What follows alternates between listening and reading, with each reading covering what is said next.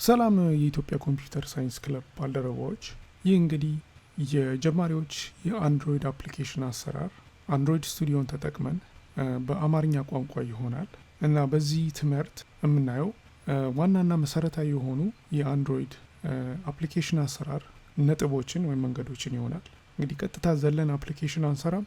መጀመሪያ ማወቅ የሚገቡን ነገሮች ስለ አንድሮይድ ስቱዲዮ እና የአንድሮይድ አስዲከ የሚያጠቃልላቸው ላይብራሪዎች አንድሮይድ አፕሊኬሽን ለመስራት የሚረዱንን የተለያዩ ኮምፖነንቶች እንዴት አድርገን እንደምንጠቀም እንዲሁም ጉግል ሞደርን የአንድሮይድ አፕሊኬሽን እንድንሰራ ያዘጋጀልንን የተለያዩ አርኪቴክቸሮችን እንዴት እንደምንጠቀም እናያለን። ይህ እንግዲህ ሙሉና ረጅም ቱቶሪያል ነው። በአንድ ቪዲዮ አላጠቃለልኩትም እና ሙሉውን ቪዲዮ ለመከታተል ያው እንግዲህ ሰብስክራይብ አድርገን ቤል አይከኗን ክሊክ ማድረግ ነው እና ይህንን መሰረታዊ የሆነ ትምህርት ስንጨርስ ያው እንግዲህ አንዳንድ ቀለል ያሉ አፕሊኬሽኖች ሰርተን የተማርነውን ወይም የቀሰምነውን እውቀት ተግባር ላይ እናውላለን ማለት ነው።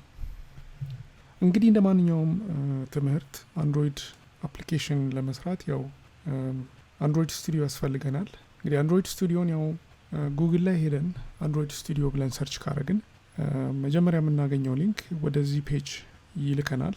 ግን ዳውንሎድ ከማድረጋችን በፊት ማወቅ የሚገቡን አንዳንድ ነጥቦች አሉ።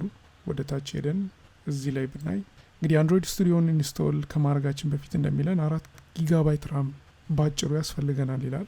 ግን እኔ በግሌ ኤክስፒሪየንስ 4 ጊጋባይት ወይም 8 ጊጋባይት በቂ አይደለም። ግን 8 ጊጋባይት ካለን ልንጠቀምበት እንችላለን። ይህ ማለት በተለይም አንድሮይድ ቨርቹዋል ዲቫይስን ራን ማድረግ ከፈለግን ሚኒመም 8 ጊጋባይት ያስፈልገናል። ይህንን ካሟላን ከዚህ ቀጥለን መጀመሪያ ጃቫን ኢንስቶል እናደርጋለን።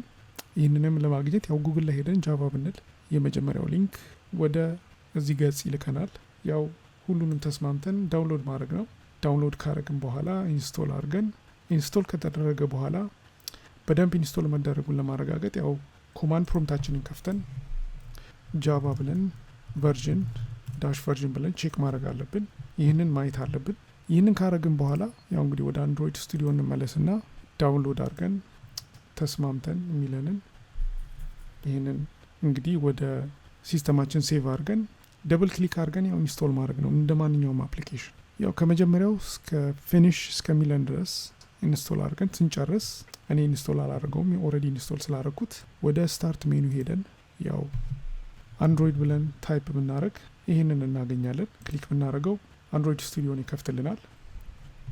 ከዛ ያው እንግዲህ አንድሮይድ አፕሊኬሽን መስራት እንጀምራለን ማለት ነው።